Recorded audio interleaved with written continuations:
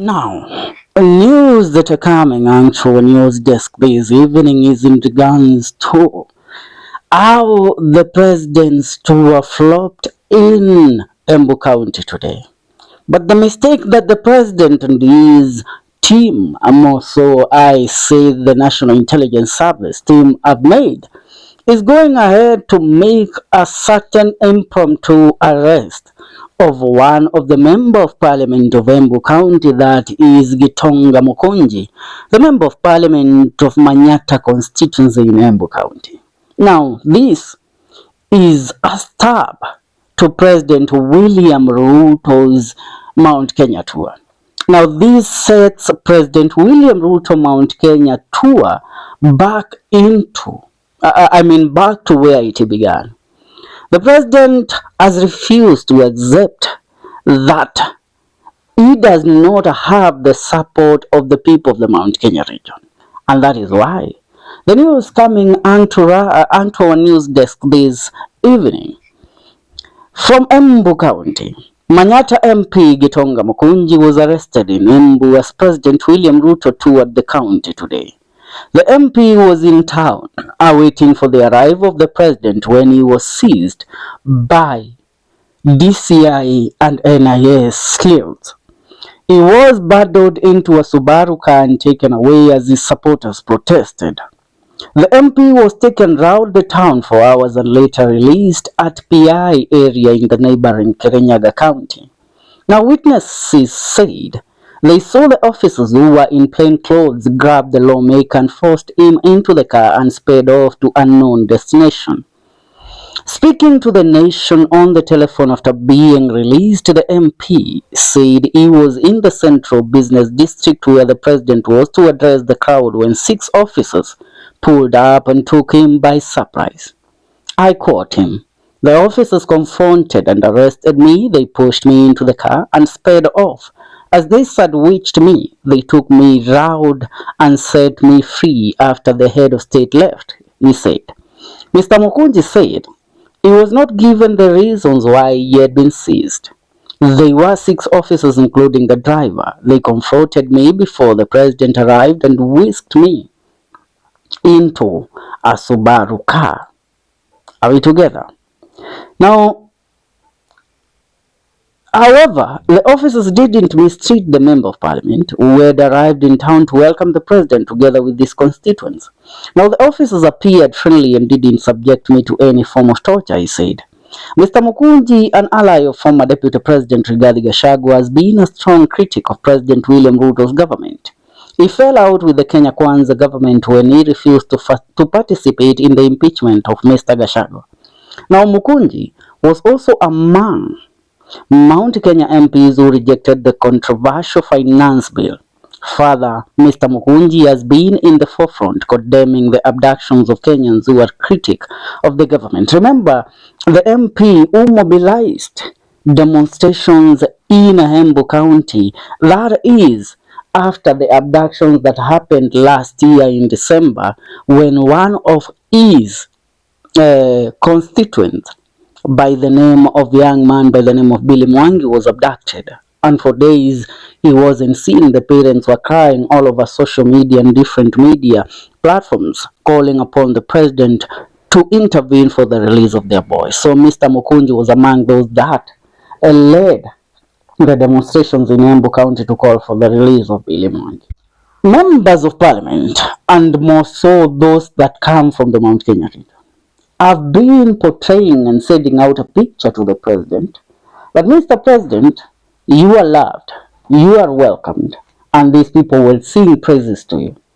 Now, Embu County today marked the first heckling of President William Ruto in the Mount Kenya region. When Ruto was speaking, these people told him clearly that he was lying to them. Chants of anti-Ruto, the chants of Ruto must go and Ruto is a liar in Embu County were the ones that took there. Now, how can we really say that the president is a man that respects the rule of law and a man that accepts criticism and also sympathizes with those that oppose his government. The president has put out a picture that we all have to come into agreement right now.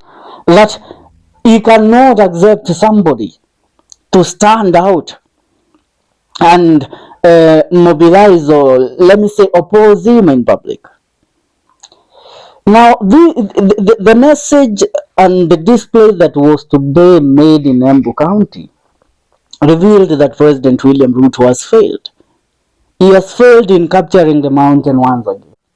And that is why he felt so terrified of a young man who is a member of parliament, to a point of taking him into captivity and taking him into a place that he could not be seen in public. What they feared is that when Mukunji would make an appearance, or would appear in the said presidential convoy that was or among the team that was welcoming the president in Embu County today, they feared that he might overshadow the presence of the president. He might overshadow President William Ruto.